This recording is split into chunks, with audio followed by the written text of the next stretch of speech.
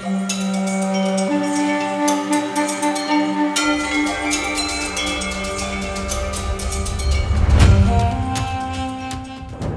तरह से गाय के पूज लेने से चारों धाम और 33 करोड़ देवी देवताओं को पूज लेने का पुण्य मिलता है, उसी तरह से काशी नगरी में आकर आपको आधुनिकता के साथ संगम करती सांस्कृतिक और आध्यात्मिकता का एहसास भी होता है।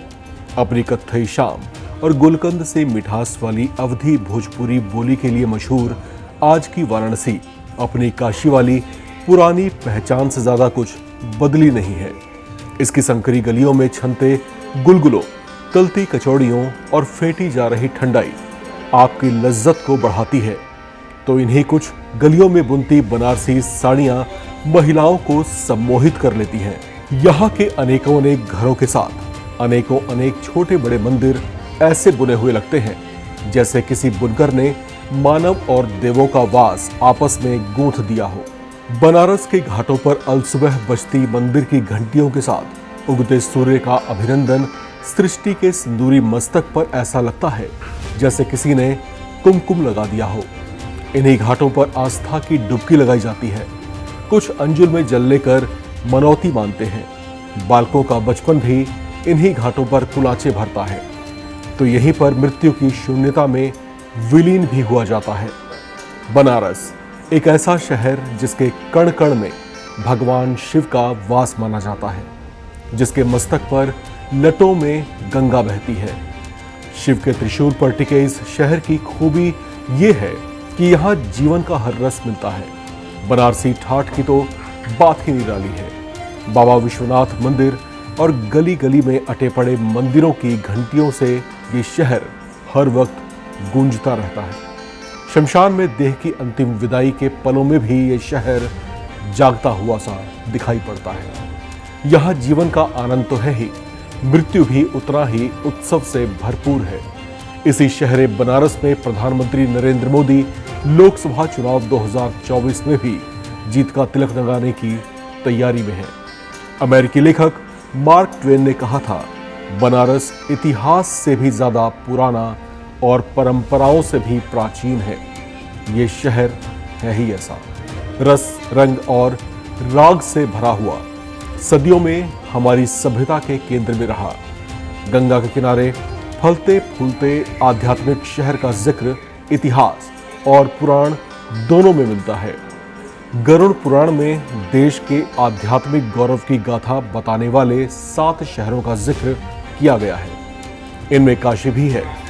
इसमें कहा गया है, अयोध्या, मथुरा, माया, काशी, कांची, अवंतिका, पुरी, द्वारवती, चैव, सत्यता, मोक्षदायिका, यानी अयोध्या, मथुरा, माया यानी हरिद्वार, काशी, कांचीपुरम, अवंतिका यानी उज्जैन, द्वारकापुरी से 7 नगर मोक्ष देने वाले और पवित्र हैं। ये नगर अलग अलग देवी देवताओं से जुड़े हैं, जैसे अयोध्या श्री राम, मथुरा और द्वारका श्री कृष्ण, वाराणसी और उज्जैन शिव जी, हरिद्वार विष्णु जी और कांचीपुरम माता पार्वती से संबंधित है। कभी उत्तर भारत में सत्ता का केंद्र बने कन्नौज के सम्राट हर्षवर्धन के काल में आए चीनी यात्री हेनसांग ने भी बनारस यानी काशी का जिक्र अपने संस्मरण में किया है। अमेरिका में हार्वर्ड यूनिवर्सिटी में प्रोफेसर डायना एल एक ने अपनी किताब बनारस सिटी ऑफ लाइट में लिखा है कि वाराणसी का सबसे पुराना नाम काशी है। भगवान शिव की नगरी होने के नाते काशी को काशिका भी कहा जाता है, यानी चमकता हुआ शहर। वहीं बौद्ध जातक कथाओं और पुराणों में काशी को वाराणसी बोला गया है। मत्स्य और शिव पुराण में इस शहर को वाराणसी ही कहा गया है। बौद्धों की भाषा पाली में इसे बनारसी कहा गया। आम लोगों की जुबान पर बनारस नाम ही ज्यादातर चढ़ा हुआ है। ब्रिटिश काल में इसे बेनारस कहा जाने लगा। हिंदुस्तान की आज़ादी के बाद 24 मई 1956 को इस शहर का आधिकारिक नाम वाराणसी कर दिया गया, जो यहाँ बहने वाली वरुण और असी नदियों से घिरी है। यही वरुणा उत्तर में गंगा से मिल जाती है।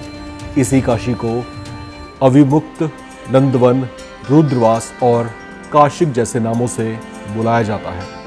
नाम भले ही कई पड़े हों, मगर जो मज़ा बनारस कहने में है वो किसी और में नहीं, क्योंकि इस शहर के नाम में इतना रस जो है। cntraveler.com में छपी एक रिपोर्ट के मुताबिक बनारस, रोम, बैथलेहम दुनिया के टॉप 19 पवित्र शहरों में शामिल है, जो लोगों को अपनी ओर बरबस बुलाता है।